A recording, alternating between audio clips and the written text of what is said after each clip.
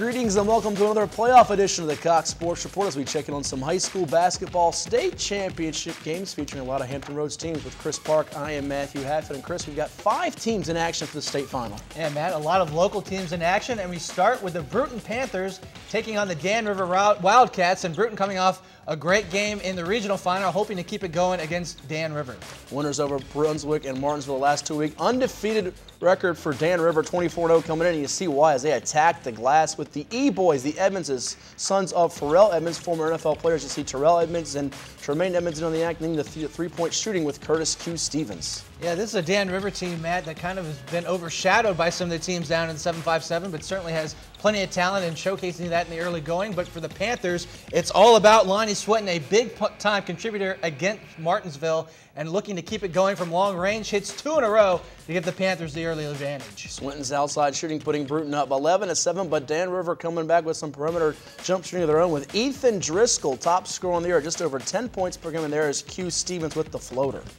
It's going to be tough for Bruton to contest those shots in the paint, but they do get an inside look of their own as the easy basket from Mike Sangalang gets Bruton right back in the game and leading by 1. Driscoll now going off the dribble along the baseline for 2 just in front of Marcus Carter as Dan River now starting to get its offense going and that transition attack, which is very lethal right there. Terrell Edmonds, the Virginia Tech football commit with 2, and then he flushes it down with a jam. And you see in the early going lots of transition baskets for the Wildcats, and if you're Bruton, you've got to be able to contain that and get some offensive rebounds and second chance opportunities as Sangalang again converts down low, draws a contact, and Bruton goes into halftime trailing by a bit, but we know this team is capable of making a second half run, Matt. They are. Their biggest deficit of the year, though, grows to 17 as Edmonds goes right by the defender for 2. Lonnie Swinton trying to bring him back with that 3-point shooting. Can the Panthers get some stops, though?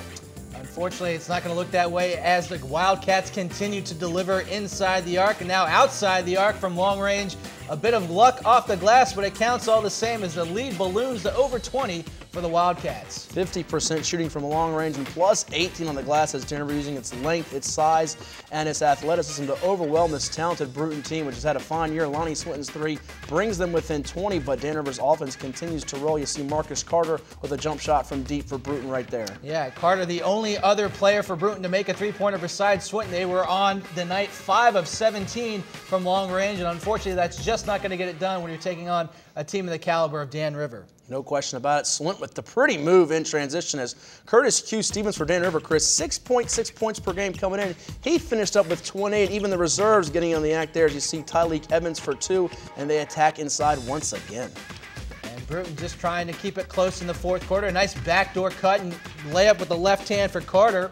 And the Panthers, unfortunately, defensively just unable to stop the penetration of the Wildcats as they get another basket inside. Stevens with another floater. Swint with the fall-away 3. It's good, but the deficit just too much right now for Bruton as Dan Rivers continues to capitalize in the open court. You see right there going right by Carter. It is Terrell Edmonds yet again as this team is fast and athletic. And Dan River led by a couple football players, Matt, but this is a program that can certainly continue on with this tradition going into next year. And as for Bruton, a great season as again another 3-pointer knocked in. They cut it down to 15, but unfortunately Dan River just too much, getting too many easy looks at the basket. Yeah, really breaking that press of Bruton very well as Bruton had a great year, making their first appearance in the state championship since 2000 as Marcus Carter will throw it down with the hammer dunk, but Dan River looks like they will win their first ever state title in basketball. Q. Stevens once again attacking the paint there for 2, and the Wildcats starting to celebrate what will be a win in the state final at the Siegel Center.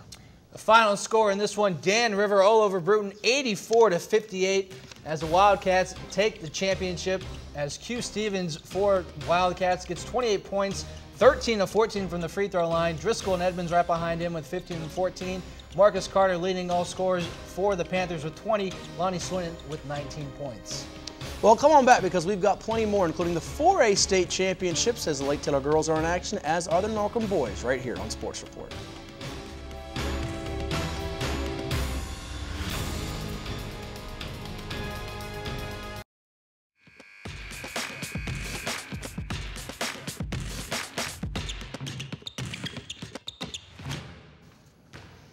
And welcome back to Sports Report alongside Chris Park. I am Matthew Hatfield. Well, Chris, now we check in on the 4A Girls State Championship. The Lake Taylor Lady Titans, coached by Sandra Sawyer, got it done last year. Can they repeat as state champs as they take on the William Fleming Lady Colonels? And for Lake Taylor, they're no stranger to state championships as they look to continue their strong tradition with a victory in this one, taking on a William Fleming team that gets off to the good start, breaking the Lake Taylor press and getting the easy basket. Keisha Lee for three, the three-point shot off the mark there. Now the putback for William Fleming there. As you see, their size inside really a factor early on with Desiree Keeling, one of the top juniors in the state. But Lake Taylor's got some firepower of their own from the perimeter as that three-pointer is nailed by Taylor Whitley. And Whitley getting some help from her teammates, most notably India McKinney, who loves the window. Again, goes off the glass from long range. Matt, I can't recall a player who uses the glass more often than McKinney does for Lake Taylor. She uses it well, and she attacks it too, getting rebounds at will. Had 16 in this ball game, 9 on the offensive end, and the Lady Titans are firing from deep, as you see Kiara Cooper, one of those heroes in last year's state title run, knocking it down. Lady Titans doubling up Fleming early on, 16-8. And again, from long range, nothing but net. You put a hand in her face, she still knocks it home, as Lake Taylor adding to that lead, growing it to 9. Hey, Carlisha Ferris shoots better when the hand is in her face. Right there, the jump shot is good for Najee Stokes of Fleming, as Fleming would chip away late in the second quarter, and they're starting to get the three-pointers off the bank shots to go. And McKinney not the only one who can use the glass from long range, as going into the second half, Lake Taylor with the slimmest of leads at 1.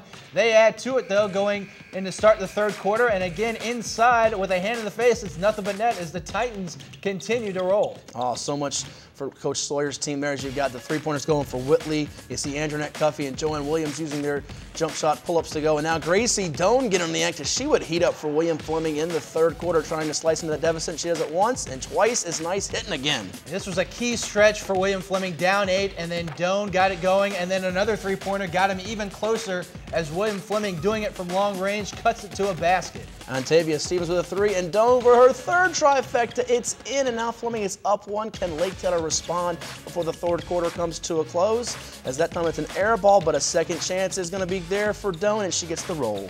He's feeling it throughout this third quarter, and Lake Taylor trying to stem the tide, gets a nice basket to go there, cutting it to 1, and then a huge play here at the end of the quarter, Matt. India McKinney just inside a half court from about 30 feet out, counted it, it's in, and Lake Taylor getting some dramatic shots to fall there to go into the fourth quarter up 42-40. And how big of that was momentum-wise for Lake Taylor to go in with the lead? Very big, as they would go on about a 9-0 run here as they use that pressure defense there to get steals there. As you see, the layup will be good there for Joanne Williams, one of 3 players, Chris, with 3 steals in this game for Lake Taylor. Now the three-point shots are starting to fall easier with that lead.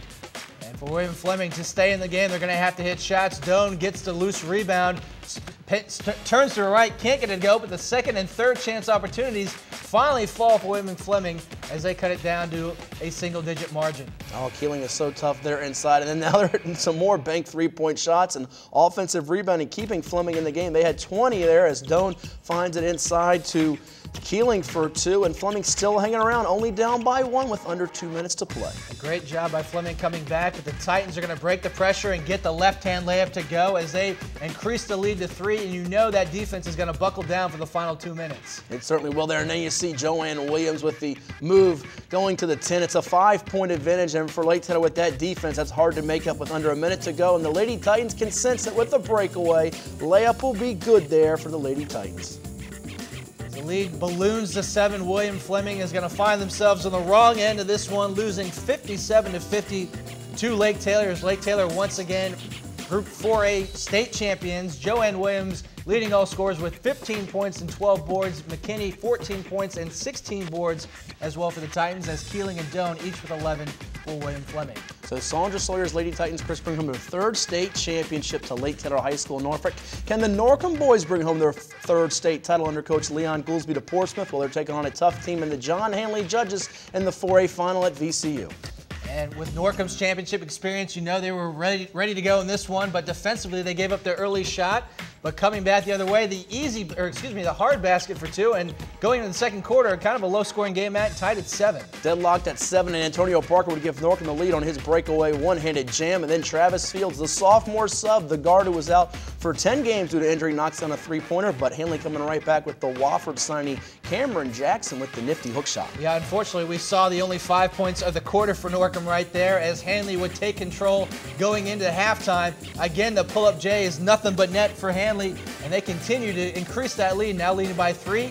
make it 6, as from long range, it goes in for 3. Jason Morgan with the 3, and Hanley would close the first half on a 12-0 run with this dagger right there in the corner. Solomon Finley right in front of Coach Goolsby. Hanley up 21-12, feeling good going into the second half. 2 weeks in a row, Coach Goolsby's been on the wrong end of a 3-point buzzer beater in his face. As in the second half, more of the same for Hanley, as again, the basket and the foul for their huge contributor down low, as we saw the Wofford signee with another basket, and Hanley looking to push now. Back the other way, the nice move with the right hand and score. Jackson was dominant in this game, 20 points and 8 rebounds to go with 4 steals before fouling out. But Norcom is not going to throw in the towel just yet. Travis Fields with a 3-pointer cuts it to 11, and now Norcom starting to pick up that full court press. Here's a heave just from deep, and it's going to be off glass as everything is going for Hanley in this game. Jason Morgan. You had to figure Hanley felt pretty good with their efforts going into the fourth quarter, leading by 14, but Norcom shows its mettle and toughness going to the basket and the foul as Norcom continues to chip away at that lead, this time off the free throw, the miss, and the putback for 2. Craig Ingram, the senior reserve and transfer from Kings Fork, a big spark off the bench for Norcom in this game, and now they're getting second chance shots, and a 3-pointer is good by Ingram as the Norcom bench is jumping for joy. Antonio Parker, he's going to miss, but the offensive rebound is there for Fields.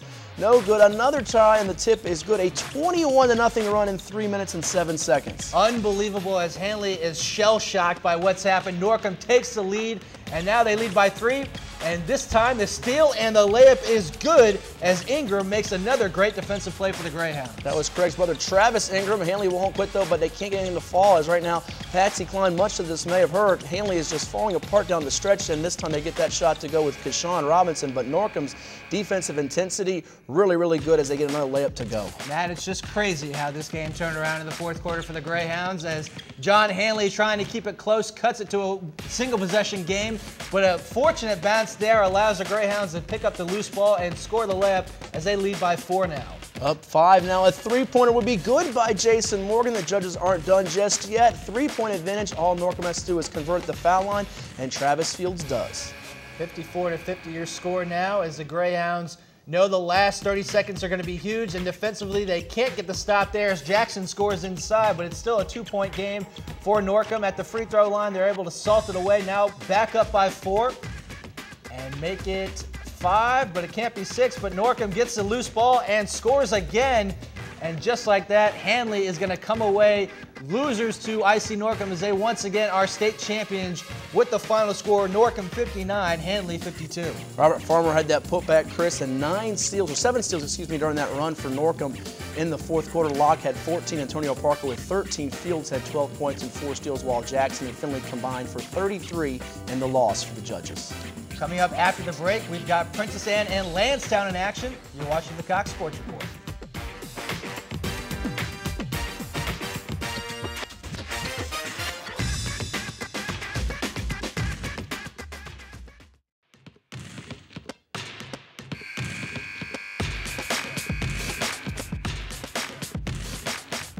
And welcome back to the Cox Sports Report as we turn our attention now to 5A state championship action. We start with the Princess Anne girls once again looking for another state championship match, taking on Highland Springs, a rematch of a game from a couple weeks ago. And they won that game, Chris, by 22 points. Of course, Bree Justice, the Delaware State commit for Highland Springs, was not 100% healthy, and you're seeing early on the Lady Springers look fresher here as they attack the hoop behind Sierra Crudup, the freshman.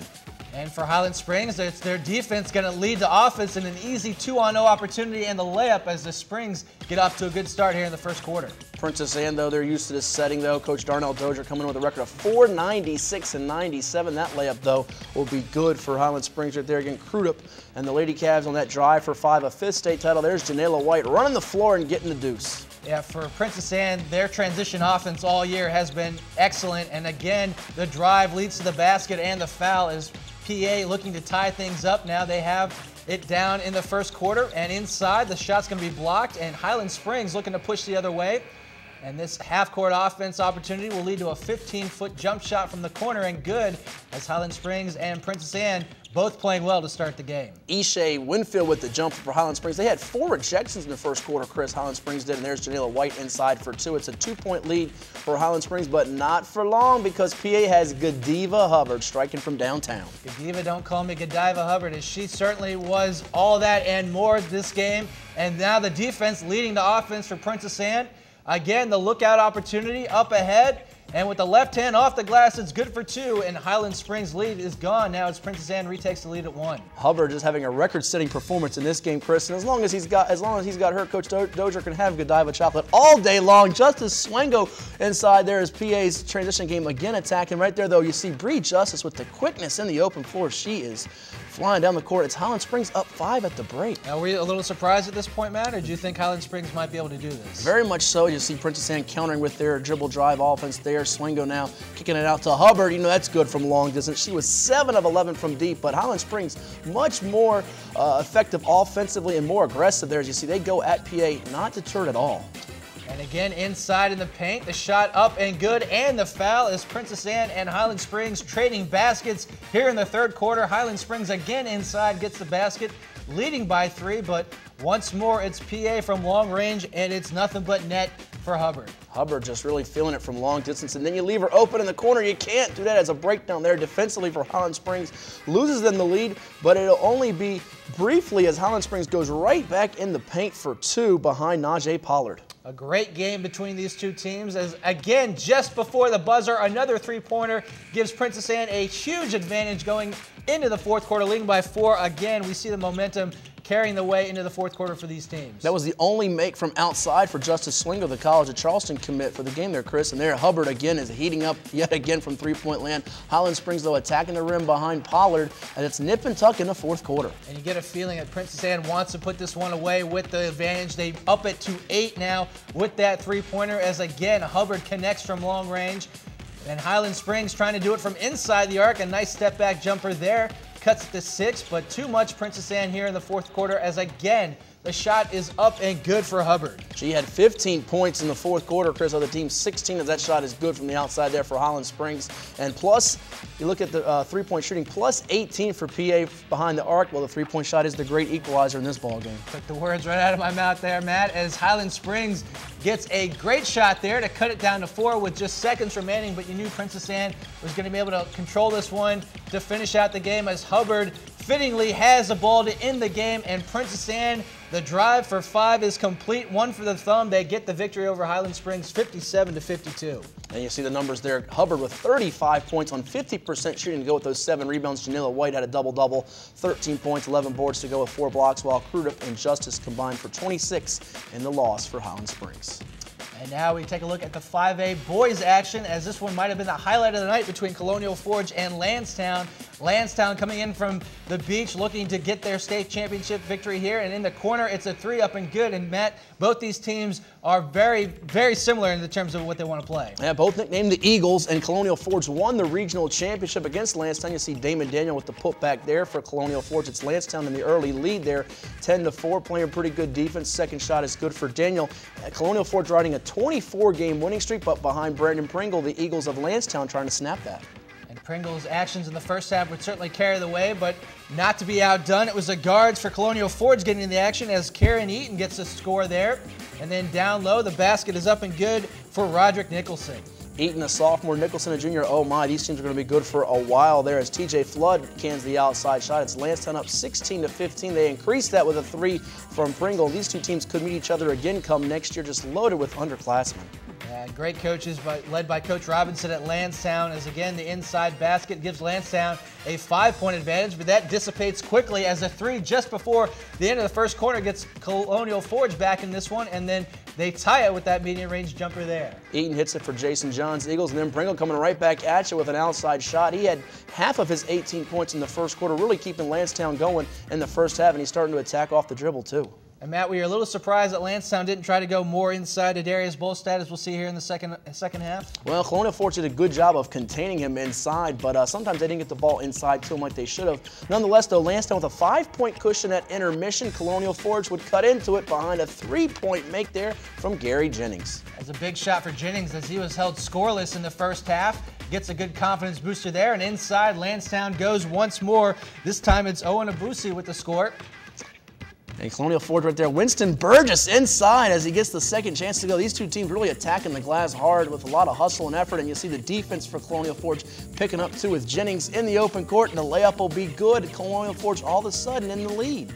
Start of the fourth quarter, it's the slimmest of leads for Landstown, and they go inside to Bolstad.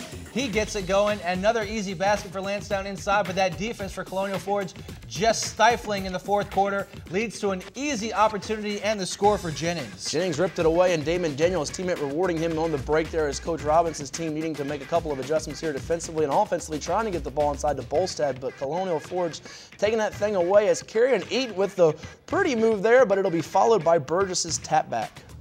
This one back and forth, Landstown seemingly in control throughout, but again, turnovers by that pressure defense of the Eagles leads to the basket. Jennings can't get it to go, but there's Eaton, no. Jennings, yes, and just like that, Landstown finds himself trailing by a point to the Eagles. Go back to the big man, DB, Darius Bolstad inside for two. He's Mr. Reliable, the 6'8 junior center. Going to be a good one in a Division I prospect, but Damon Daniel giving Colonial Forge the lead with under a minute to go. Just over the outstretched arms of Bolstad. Inside, the play of the game right now is Pringle gets called for the charge.